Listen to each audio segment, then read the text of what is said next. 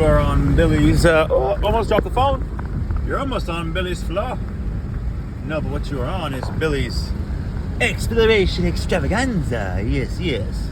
And what are we exploring? What are we looking at? What are we seeing? Guys, saw a random building off the side of the road. How does one get to it? This guy. Trying to get over there. We floor it real quick in my van. Yee. Maybe I don't want to pull in there. I'm gonna pull off. I'm gonna look. Got a unique looking building coming up. They got a ton of blue lights. I'm wondering if they're gonna have security. Dang, this drive extended to longer than I thought it was. I was trying just to pull off and see a cool house. Not a house, but a building. I think I'm just gonna turn around, guys. I'm not really trying to do a long... Yeah, that's a long road coming down. I guarantee they have security. Guarantee it. Alright, where can I pull over? Cool building, not that cool. Yeah, they got like a system up there. I'll just check it out online. I found a screenshot on the map of where I'm supposed to go, and I'll just do that. Yeah, I'm just gonna go ahead and do that. Alright. Gotta turn somewhere. Coming up on... Oh. Nope, not there. Come on, I'm looking for a hole in the middle. A hole in the barricade. There's gotta be something, please. I guess I shouldn't have taken this detour. Yeah, I'm really regretting that now. Goodness gracious, they don't allow the crossovers, do they?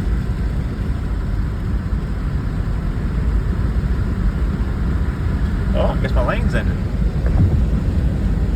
Yeah, merge. I want to do a U-turn, dude. I want to do a freaking U-turn. Come on. Tell me this.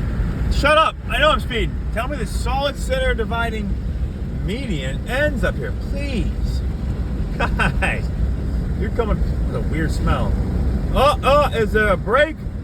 No, that's just construction. Dude, come on. There's got to be something. Like, are you serious, bro? Can I get over there? I don't want to get stuck. I think I went quick. I don't know my truck though. I'm just gonna go for it. Like, not go for it, like cross. Oh, good thing. I can just turn right here. Thank God, honestly. That was definitely annoying. That was literally, like, really effing annoying.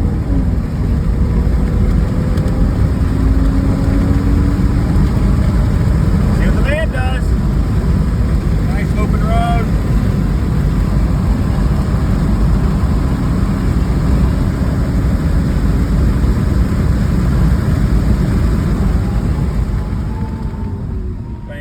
Okay, 1.6 mile, we're good.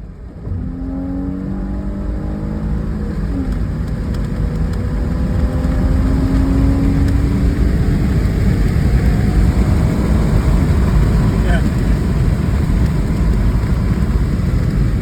Alright, well at least we made a little bit of time, boys. Goodness friggin' gracious, that was a silly little detour. All for a cool building that I guess I could have seen it, you know, like I could have continued on the journey. But I had a good feeling to be blocked off. At least we hit 100, boys. You saw it. This road, though, to the left. It's all part of the complex, y'all. You know, there's no one around. That could be a copperoo, though. Don't think it is, though.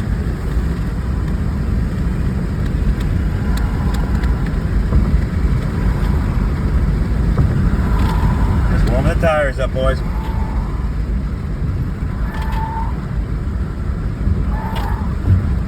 Oh yeah, I gotta warm the tread up, you know.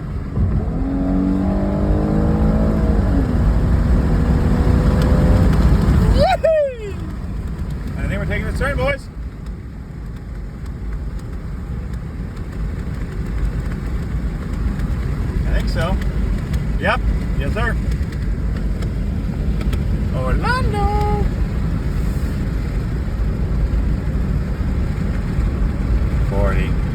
I guess. Since it's an unfamiliar turn, I don't know how fast I can go on it.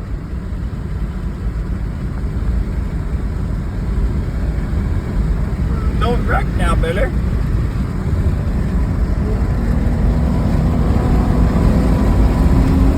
Yeah, it's 73. It's so fast. Everyone, look at me. Woo!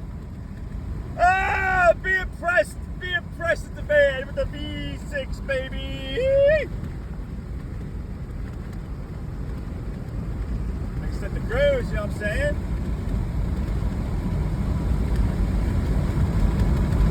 Maybe not 85. 83 is good. I passed the cop earlier doing 83. Like, he wasn't on my side, he was in the middle of the road.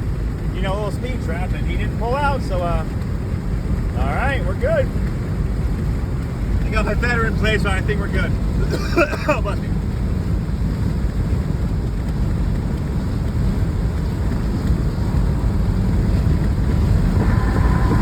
Signal. Check your mirror. Marriage up, and since we're going so dang quick, I'm gonna scoot on over to the quick lane. Here we are. Oh, now it feels right. We're going fast in the fast lane, boys. Well, obviously fast is relative, right? The speed I'm going is relatively slow at the rate of speed the Earth is traveling on its orbit, right? Everything's relative, boys and girls. Everything's relative. What you need to focus on is love and bettering yourself each day, right? Because I'm gonna put the windows up and give y'all a little bit of dialogue so but you can hear me better. I'm not sure why I'm talking in that voice, that falsetto, but whatever. We're gonna rock it, you know. This is a one-take wonder over here. I don't do retakes. I don't do edits. I just post it. I just record it and post it. The message is true, the message is real, and here we are. So welcome. Welcome, welcome, welcome. Love it. I love it a lot. But this monologue, this dialogue, I think it might be a diatribe. I'm not honestly sure the actual definition of diatribe. Dia means what? Cross? Maybe it's between two people. I think diatribe is a conversation. Could be wrong. If you know what diatribe means, please comment below. I would love to see if I'm right or wrong. Yeah, what am I going to talk to you guys about? Let me talk to you guys a little bit about just the meaning, right? Your purpose in life. Why are you here? Right? Do you question that? Do you wonder why you were born? Do you wonder what you're supposed to do in life, right? Like your calling. Do you have questions about if what you're doing is right? Because I know I do at times, for sure. Guys, I could get in that boat. I can hop behind that. Batter up! Yes, sir. Just gonna go over. Oh, he's good. Thank God. Thank you, God. Honestly. And thank you, sir, for scooting over. But guys, honestly, like, you know, it's a phrase too often used, right? The meaning of life. What is your meaning? You must find your purpose. So, Padawan. Okay, General Yoda, thank you. But I'm still confused on, you know, why I'm not happy and what I'm searching for, right? Like, I promise one of you, somebody watching here, I promise. And you know it's you, okay? And if you don't think it's you, search. Give a true, introspective, self-reflective examination of yourself. And be honest, right? You might need to change. And I'm not saying you do. I'm not trying to preach at you and say, look at you, you're wrong. I'm not saying that, friends. I have, and I currently am, having to look introspectively, and I am, God convicts me. Oh, is the road going crazy? Okay, so it's not just me. We're doing a hook a left, yeah, and we're hooking back right. All right, if you're still with me after that crazy shenanigans on the road, oh my goodness, another one. Another one, boys. A slight bend right, and this one's a little less steep. So we kept the speed. Yes, sir, we kept the speed. Back on cruise. All right, guys, back to the meaning, right? The questions you have, right? Maybe it's not as direct as like, what is my purpose? but you're searching for fulfillment. You're trying to find the eternal happiness. And I'm not talking about just in heaven. I'm talking about like just contentment with life and where you're at. And friends, I understand. I'm in a blessed position. I have money to go on vacations. I have my kids are healthy. My wife is healthy. I'm a United States Marine veteran. I had a successful time in. I'm getting a nice little chunk of money from Uncle Sam for disability. My knees hurt, my back hurts, but I mean, it could be worse, guys. I got buddies who are effed up, right? Like, on days my knees hurt, like, I could sit there, and I'm talking like I hurt when I can't walk.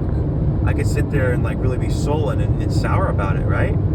Or I could think about my buddy, Nathan, who's having a hip replacement, or had it. I think he actually had it.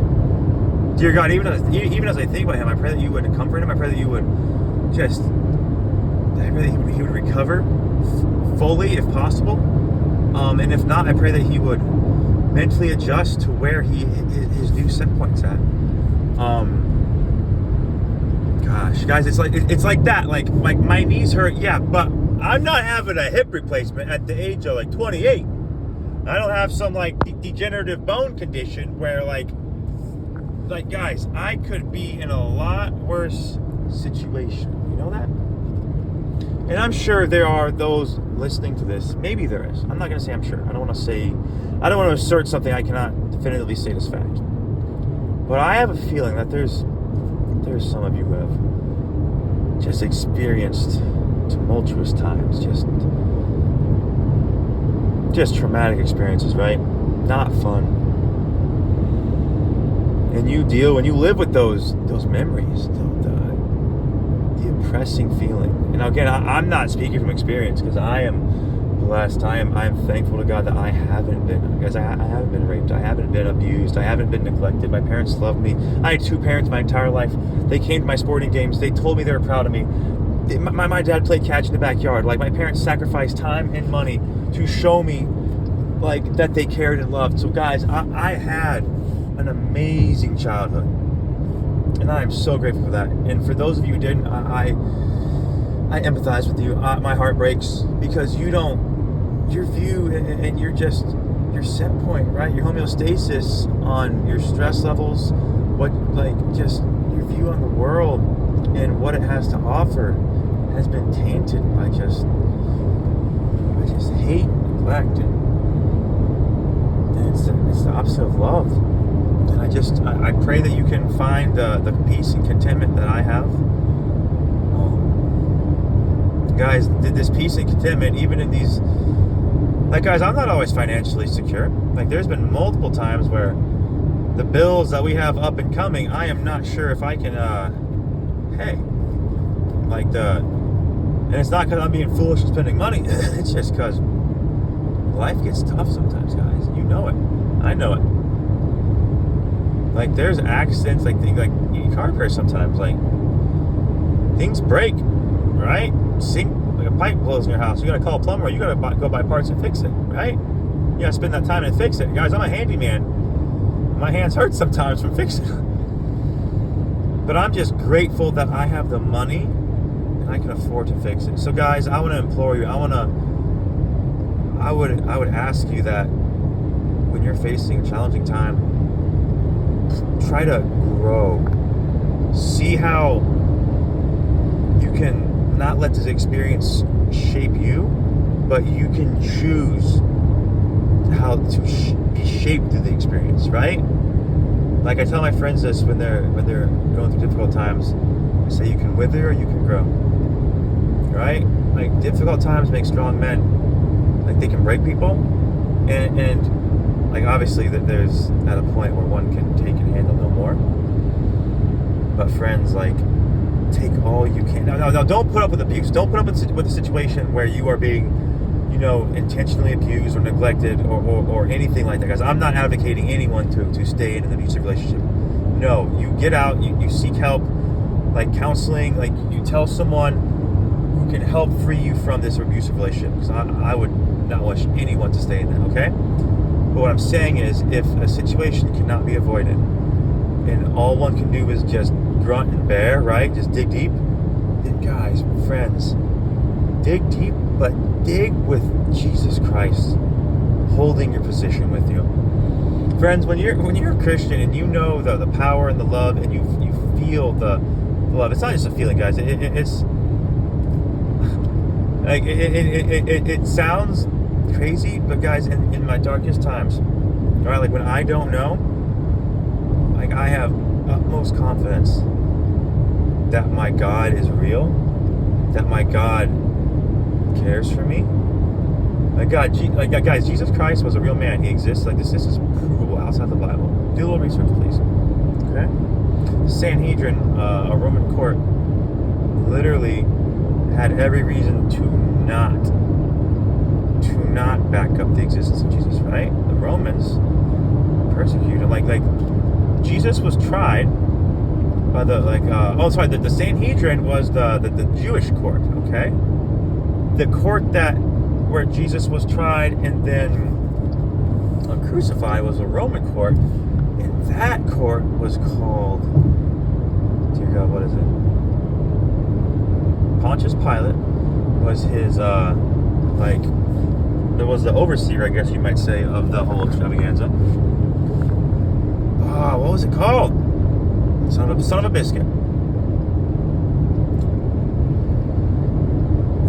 Isn't it always good when you blank on a quintessential fact?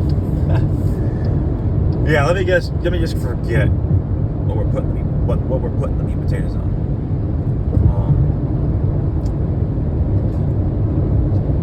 So maybe I'm right, partially. So the Sanhedrin definitely was a Jewish court, okay? But the Sanhedrin who wanted Jesus tried and executed. Okay, maybe it's not this, because if we're taking into account like the religions being falsified, we would need to get a source from outside this, tainted realm of information. So to do that, we would need to go to the Romans, right? Because they are separate from the Jews and their laws and their, all that shenanigans. So, but I know without a shadow of a doubt, and I can't pull it on my mind, but there was a Roman court, which old Pilate, fudge, where am I going right? Am I going right? Okay, I am. 350 feet, go right. Okay. Son of a biscuit, thank you, God. Jesus is actually talked about in multiple cases, did I get off? No, I didn't. Long story short, multiple sources outside the Bible talk about Jesus and his existence. And alongside that, like his resurrection was witnessed by, like he showed himself to thousands, like over 1,000 people saw him post death. Like multiple prophecies fulfilled, multiple miracles witnessed by hundreds. Sorry, let me say thousands of people. Guys, the feeding of the 5,000.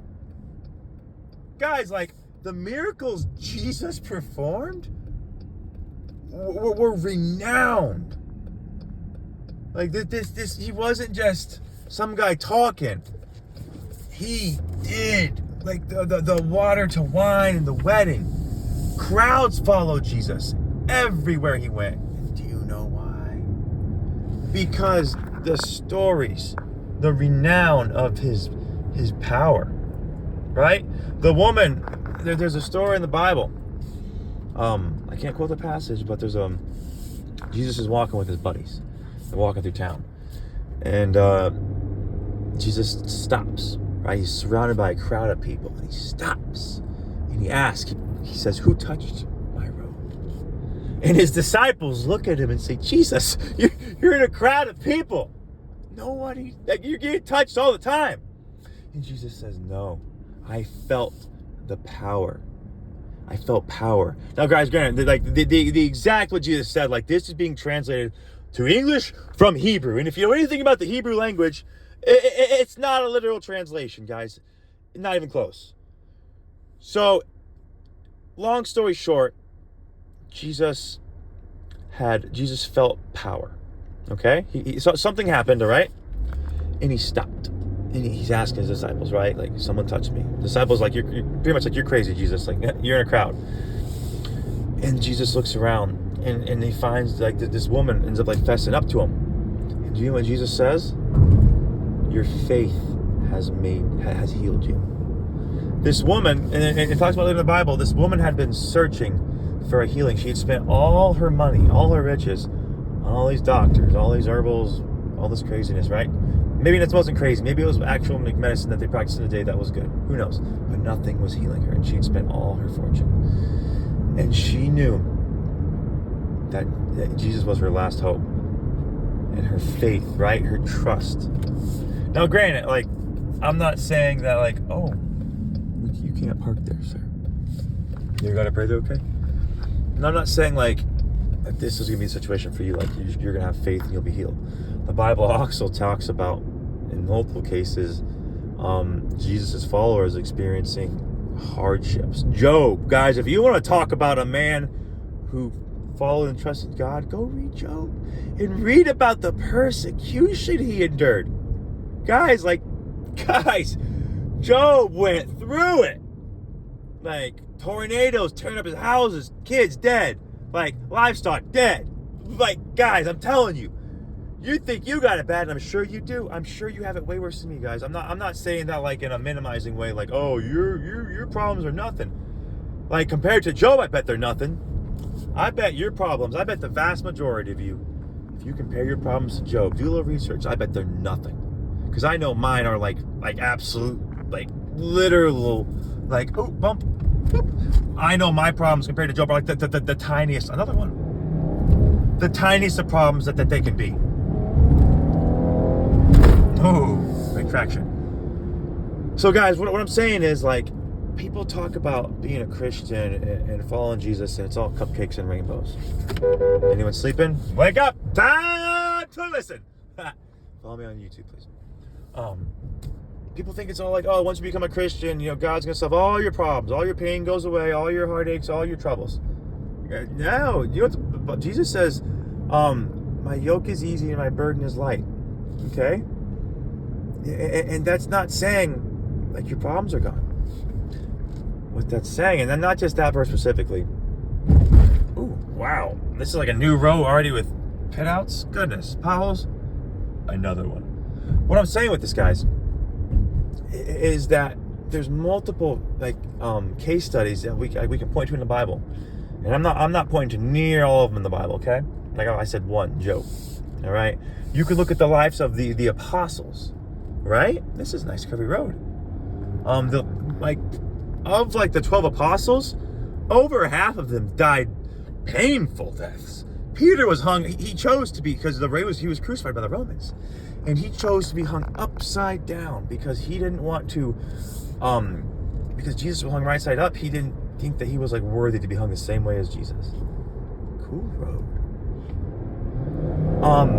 Like, another apostle was boiled alive in like oil or something, like multiple, like one was, like, some were stoned. The guys, I'm telling you, this road's cool.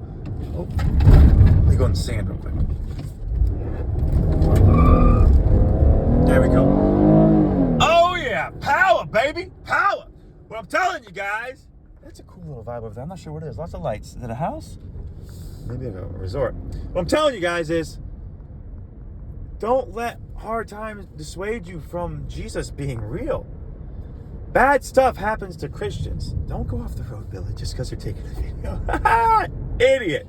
Don't be dissuaded, guys. I have bad stuff happen to me. Right? Now, again, I'm not, like, obviously we've had guys have it worse. What I'm saying, it said like a vineyard or something. All those rope lights, it's continuing. What I'm saying is, guys, it's Christianity and loving Jesus and this whole what it means to be a Christian. It's not about saying all this crap. Oh, equestrian stuff for sure. It's not about just saying it, right? It's not about accepting Jesus and, oh, that's it, we're done. It's about living a life of love. It's about caring for people, and like Jesus said, loving your neighbor as yourself. Forgiveness 70 times 7. When someone asks Jesus, how many times should I forgive someone? 7 times? Because they were all about the rules, right? Back in the day. How many steps can you take? How much can you, like, so many rules, hundreds and hundreds of rules. So when Jesus talked about, like, taking your ox out, if he falls in a hole, like, pick him up. Don't leave him in the hole. Like, Jesus is saying, like, it's not about all these rules that, like, limit you. It's about love. It's about caring for people And when you do that, you're not going to lie to him. You're not going to cheat. You're not going to steal. So guys, if you're tired of hurting, if you're tired of searching, if you want to find, like, why, if you want to find why you are where you are, okay? If you want to find some, just trying to think. I think I've said enough, guys. When words fail, guys, I've said enough. Please hear me, and please know that I say this to help and better your life. This isn't like something, I'm not going to get any money from it, or I'm not going to get any, I'm not, what do I have to gain from, like, telling you about Jesus? It's not some cult. I'm not asking you to sell me your child, or literally just asking for a little bit of, well, I'm not asking for anything. Jesus is asking for it. He died on the cross. He paid that price.